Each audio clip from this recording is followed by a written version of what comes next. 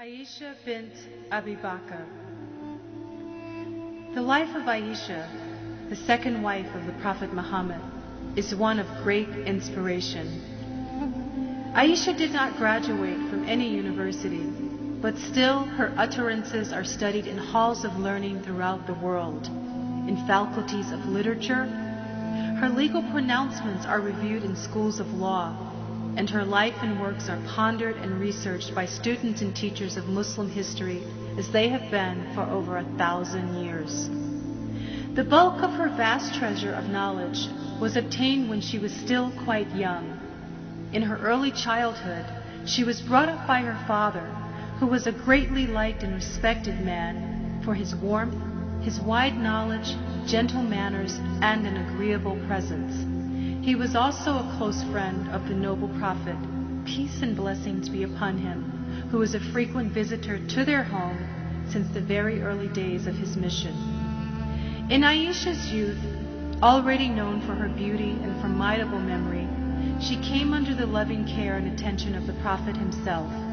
As his wife and close companion, she acquired from him knowledge and insight such as no woman has ever acquired. Aisha became the Prophet's companion in Mecca when she was most likely in the 10th year of her life, with her marriage to the Prophet taking place in the second year after the Hijrah, when she was about 14 or 15 years old.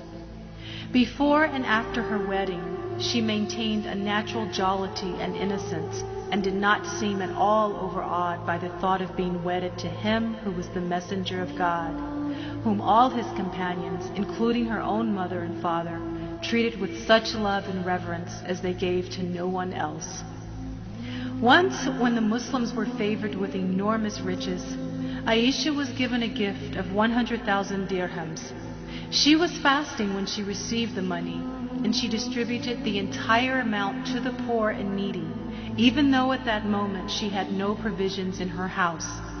Shortly afterwards, a maidservant said to her, "Could you buy meat for a dirham with which to break your fast?"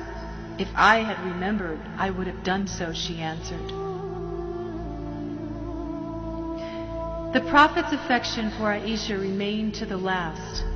During his final illness, it was to Aisha's apartment that he went.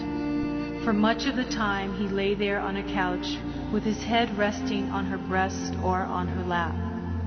It was she who took a toothstick from her brother, chewed upon it to soften it, and gave it to the Prophet. Despite his weakness, he rubbed his teeth with it vigorously. Not long afterwards, he lost consciousness, and Aisha thought it was the onset of death. But after an hour, he opened his eyes again. It is Aisha who has preserved for us these dying moments of the most honored of God's creation, his beloved messenger. May he shower his choicest blessings on him always.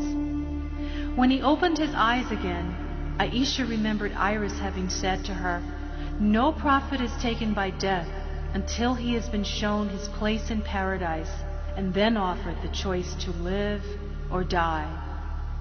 "He will not choose us," Aisha said to herself. Then she heard him murmur, "With the supreme communion in paradise, with those upon whom God has showered his favor, the prophets, the martyrs, and the righteous." And again she heard him murmur, "O Lord, with the supreme communion." And these were the last words she heard him speak. Gradually his head grew heavier upon her breast, until others in the room began to lament, and Aisha laid his head on a pillow and joined them in lamentation. In the floor of Aisha's room near the couch where he was lying, a grave was dug in which was buried the seal of the prophets. Aisha lived on almost 50 years after the passing away of the Prophet. She had been his wife for a decade. Much of this time was spent in learning and acquiring the knowledge of the most important source of God's guidance, the Holy Quran. Aisha was one of 3 wives, the other 2 being Hafsa and Salama, who memorized the entire revelation of the Quran. Like Hafsa, she had her own script of the Quran written after the Prophet had died. So far as the hadith or sayings of the Prophet is concerned, Aisha is one of 4 persons who transmitted more than 2,000 sayings of the Prophet Muhammad.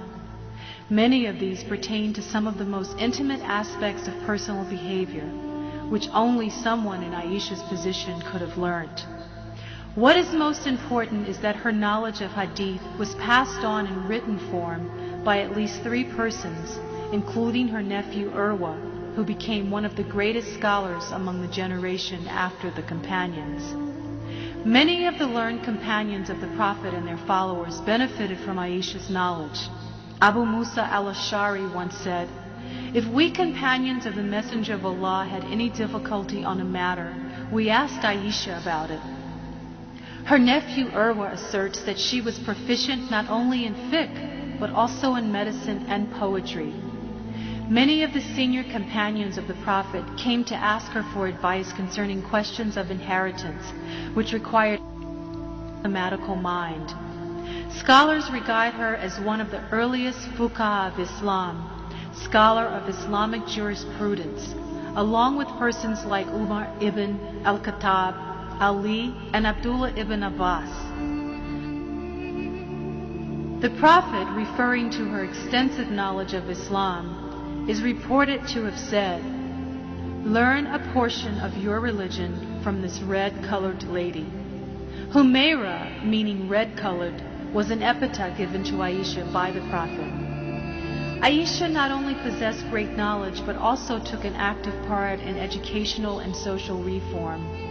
As a teacher, she had a clear and persuasive manner of speech, and her power of oratory has been described in superlative terms by Al-Anaf, who said, "I have heard the speeches of Abu Bakr, Umar, Uthman, and Ali, and the Khulafa up to this day, but I have not heard speech more persuasive and more beautiful from the mouth of any person than that from the mouth of Aisha." Men and women came from far and wide to benefit from her knowledge, with the number of women having been greater than that of men. Besides answering inquiries, she took many boys and girls, some of them orphans, into her custody and educated them through her care and guidance. This was in addition to her relatives who received instructions from her. Her house thus became a school and an academy of learning. Some of her students were outstanding and included her nephew Urwa, a distinguished reporter of hadith, and among her women pupils is the name of Umrah bint Abdul Rahman. She is regarded by scholars as one of the trustworthy narrators of hadith, and is said to have acted as Aisha's secretary who received and applied to letters addressed to her. The example of Aisha in promoting education, and in particular the education of Muslim women in the laws and the teachings of Islam, is a great example of Islam's equity between men and women, a clear example of what it means to be a woman in Islam. After Khadija al-Kubra, the Great, and Fatima az-Zahra, the Resplendent, Aisha as-Siddiqa, the one who affirms the truth, is regarded as the best woman in Islam. Because of the strength of her personality, she was a leader in many fields of knowledge, including social and political affairs, and is held as one of the most respected women of her time.